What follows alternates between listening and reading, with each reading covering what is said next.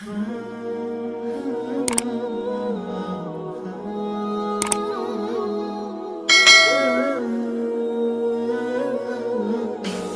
যদি চেহারার কাটিং দেখতেন, গঠন যদি আল্লাহ দেখতেন, তাহলে মনে হয় জান্নাতি সব রূপসীরাই পেত, ঠিক না?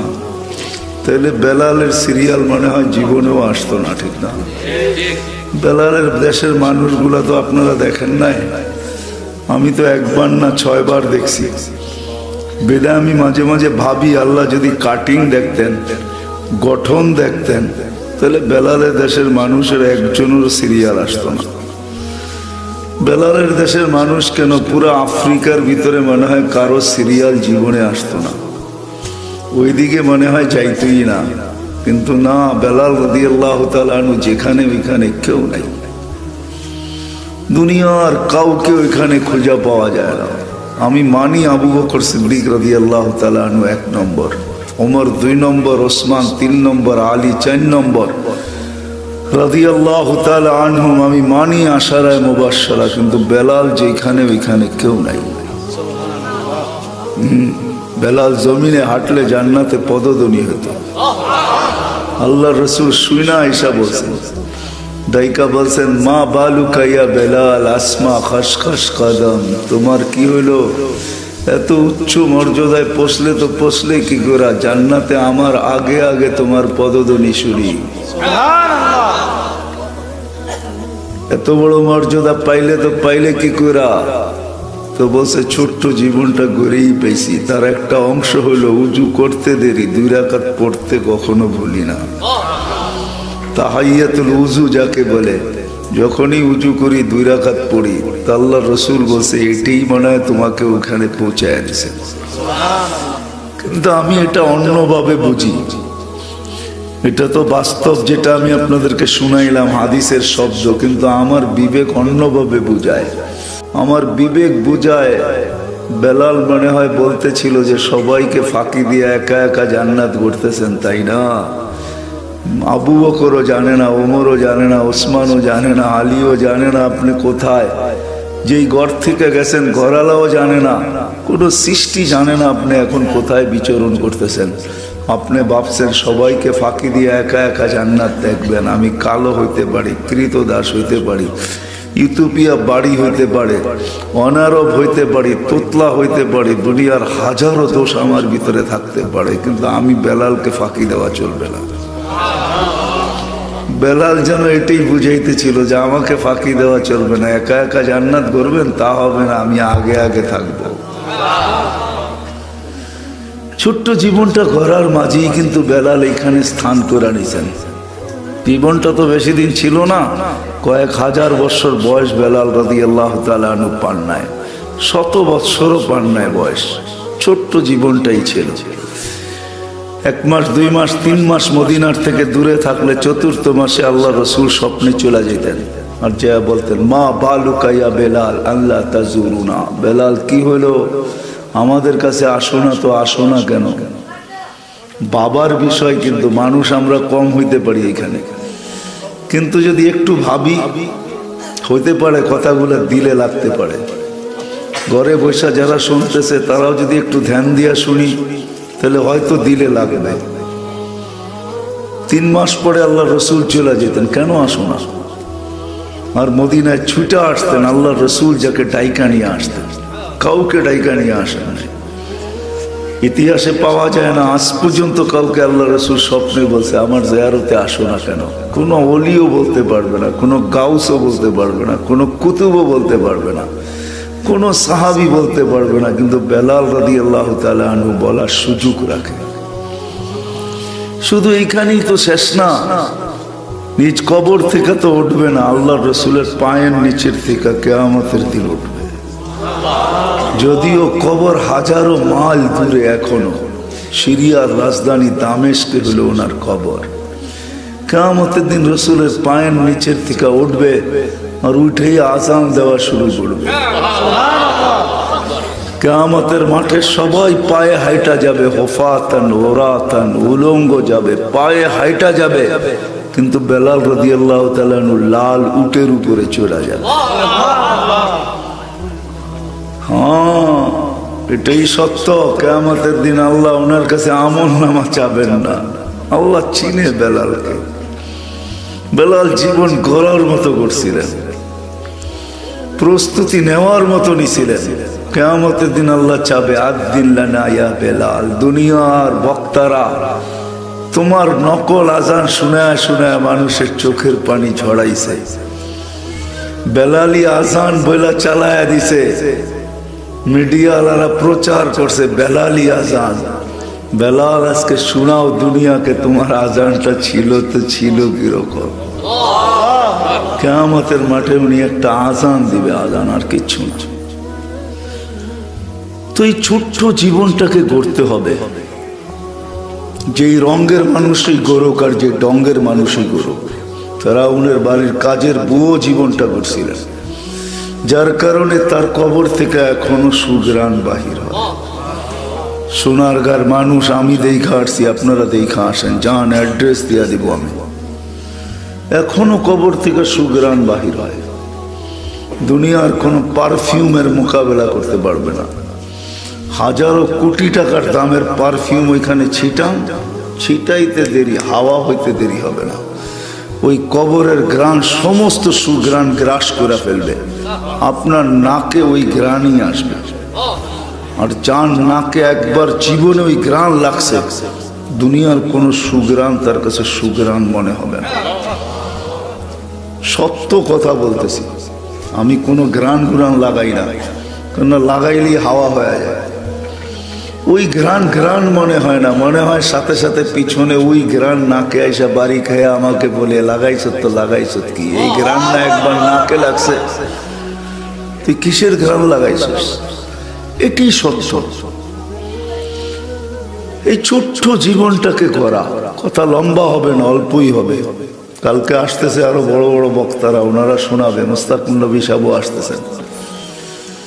এই ছোট্ট জীবনটা গড়তে হবে। যেই পরিবেশেই থাকি, যেই এলাকায় থাকি, খাওয়া যেমনই খাই, কাপড় যেমনই পরি, বাসা যেরকমই হোক, বর্ণ আমার যেমনই হোক, রং ডং থাকুক আর না থাকুক, হায় হায় যদি জীবনটা গড়তে পারি, মাও যদি গড়তে পারে, বোনও যদি গড়তে পারে, তাহলে তার কবর থেকে সুঘ্রাণ বাহির হবে। নাইলে আল্লাহ দৃষ্টান্ত কোনোদিন রাখতেন না। দৃষ্টান্ত ওরই রাখা হয় যে এর পিছনে আরো আসতেছে, ঠিক না? স্যাম্পলের অর্থ কি? এরকমই হবে, ঠিক না? ওই মহিলাও জীবনটা করছিলেন, যদিও কোরবানি তাকে দিতে হয়েছে। চোখের সামনে দুধের শিশুকে সে জ্বলতে দেখছে। ফেরাউন যখন উত্তপ্ত টকবকে তেলের ভিতরে ঢালছে, তো হাড্ডি আর মাংস বাচ্চার আলাদা হয়ে গেছে। দুধের শিশুকে মা সইছে তো সইছে কি করে? চোখের পাত ভাঙ্গা গেছে, বুক পানিতে ভাসতেছিল, বারবার আল্লাহকে বলতেছিল, হয় মা সয়া যাইতেছিল। ফেরাউন বলতেছিল মাইনা নাও, আমাকে দিয়া দিব নৈকট্য। বলছে সব হারাইতে পারি, কিন্তু ওনাকে হারানো যাবে না। সব হারায় ফেলতে পারি, প্রশ্নই ওঠে না। বলছে তাহলে চোখের পানি জড়াও কেন? বলে এই বাচ্চার জন্য জড়াইতেছি না, ওনার কাছে জড়াইতেছি। ওনাকে চিনেন? কে? ওনার কাছে জড়াইতেছি, তুমি নারাজ হয়েও না। গেছে সন্তান গেছে, তাতে কি আসে যায়? এই জন্য সন্তান চিৎকার দিতে দিতেই উঠতেছে। উম্মি রু যখন উঠতেছে, তো সারা দুনিয়াকে শোনায় উঠতেছে, উম্মি উম্মি লা তাখাফি। মা ফেরাউন সামনে বিদায়, ভয় পাস না। ওয়ালা তাহজানি, আমার বিচ্ছেদে দুঃখিত হোস না। সানাজমাউ ফিল জান্নাতি ইনশাআল্লাহ, মা একটু পরেই জান্নাতে একত্রিত হব। মা পর্দা আমার সামনের থেকে সরে গেছে, তোর সামনের থেকে সরে নাই। আমার রু বাহির হইতে দেরি, আমার সামনের থেকে সব পর্দা সরতে দেরি হয় নাই।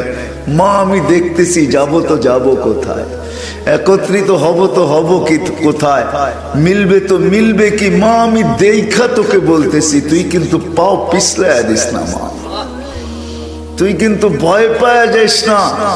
দ্বিতীয় মেয়ে ছিল, তাকেও ঢেলা দিছে। তার রু তো আরেকটু বেশি বলে গেছে, মা মা মা মা, ভয় পাইস না। মা শুধু মিলন হবে না, আমাদের মিলন হবে না একটু পরে, মা মিলনের সাথে সাথে জান্নাতে মেলাও হবে। মেলা, আমাদের মিলনের উপরে মেলা বসতেছে। মা মেলা রেডি, তুই আসতে দেরি, মিলন হইতে দেরি হবে না। ফেরাউন জিজ্ঞাসা করছে, এত পানি আমাকে মেনে নিলে কি হয়? চোখে এত পানি জড়াইতেছ? বলছে প্রশ্নই ওঠে না। বলছে তাইলে কাকে কি বলতেছ? বলে ওই আল্লাহকে বলতেছি, তুমি নারাজ হও না। এরকম ফেরাউন কোটি নারাজ হয়ে যায়, আমার কিছু আসে যায় না। বলছে পালা তোমার? বলে বিলকুল প্রস্তুত। বলছে কোনো আশা? বলে যদি একটা পুরা করিস। বলছে সেটা কি? বলে আমার রূহ যখন বাহির হয়ে যাবে, 2 সন্তান আর আমার হাড্ডি মাংস এক কবরে দিবি। বলে তাই করা হবে, আর তাই করা হয়েছে। আজও কবর থেকে শুধরা।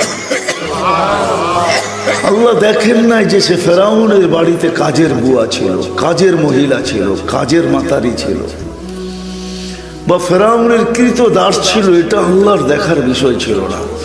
আল্লাহর দেখার বিষয় ছিল সে জীবনটাকে গড়ছিল, জীবনটাকে গুছাইছিল, জীবনটাকে প্রস্তুত এবং রেডি করছিল, জীবনটাকে আল্লাহর জন্য দিছিল, আল্লাহকে দিয়া দিছিল। 60-70 বছরের জীবন, সোনারগাঁর মানুষ। ঐতিহ্য তো আপনাদের এইখানেও ডেলি চিৎকার দেয়, হায় সোনারগাঁর জাদুঘর, ডেলি চিৎকার দিয়া বলে, রাত দিন চিৎকার দিতেছে, হায় আমি একদিন রাজধানীও ছিলাম, আমি আজকে ঐতিহ্য। ঠিক না? আমি একদিন কি ছিলাম, আর এখন আমি, হায় একদিন ঘোরার আসা যাওয়া ছিল এখানে, একদিন রাত দিন সূর্যের মতো জ্বলতো। এটা ঈশা খাঁর রাজধানী ছিল না, ঈশা খাঁ না রাজধানী, এখন একটা ঐতিহ্য, জাদুঘর। মানে কি? একটা ঐতিহ্য আর কিচ্ছু না। ঠিক বিষয় এটাই। যুবকদেরকেও বলবো, যৌবন একদিন শেষ হয়ে যাবে, কতগুলা ছাপ থাইকা যাবে। মা বোনদেরও, মা বোনও একদিন শেষ হয়ে যাবে, নারীত্ব একদিন মাটিতে মিশা যাবে, শুধু কতটুক ছাপ থেকে যাবে। এই জন্যই জীবনটাকে প্রস্তুত করা, এটাকে গড়া, এটাকে তৈয়ার করা, এটাকে উপযোগী বানানো। এই ছোট্ট জীবনটাকে 60-70 বছর যে গড়বে, যে প্রস্তুত করবে, যে রেডি করবে, যেটাকে উপযোগী বানাবে। হায় হায়, সৃষ্টি তো সৃষ্টি। আল্লাহ নিজে বলতেছে, সালাম কাওলাম মির রব্বির রহিম, আমি রব তোকে সালাম দেব। রব সালাম দিবে। রব কি ভাবেন? মনে হয় ভাবতেই পারতেছেন না, ঠিক না? রব সালাম দিবে, রব আল্লাহ সালাম দিবে। যদি আল্লাহ দিত তেনে মেনা নিতাম, শুধু আল্লাহ তো দিবে না, 99 পদের মালিক দিবে। রহমান আমাকে সালাম দিবে, রহিম দিবে, মালিক দিবে, কুদ্দুস দিবে, সালাম দিবে, মুমিন দিবে, মুহাইমিন দিবে, আজিজুল জব্বারুল মুতাকাব্বিরুল খালিকুল বারিউল মুসাব্বিরুল গফফারুল কাহ্হারুল ওয়াহাবুর রাজ্জাকুল ফাত্তাহুল আলিমুল কাবিদুল বাসিতুল খাফিদুর রাফিউল মুইজ্জুল মুদিল্লুস সামিউল বাসিরুল হাকামুল আদলুল লতীফুল খবীরুল হালিমুল আযীমুল গফুরুশ শাকুরুল আলিয়ুল কবীরুল হাফিজুল মুকিতুল হাসিবুল জলিলুল করিমুর রকিবুল মুজিবুল ওয়াসি আল হাকিমুল ওয়াদুদুল মজিদুল বাঈসুশ শহীদুল হকুল وقيل القضي المتين الولي الحميد الموصي المبدي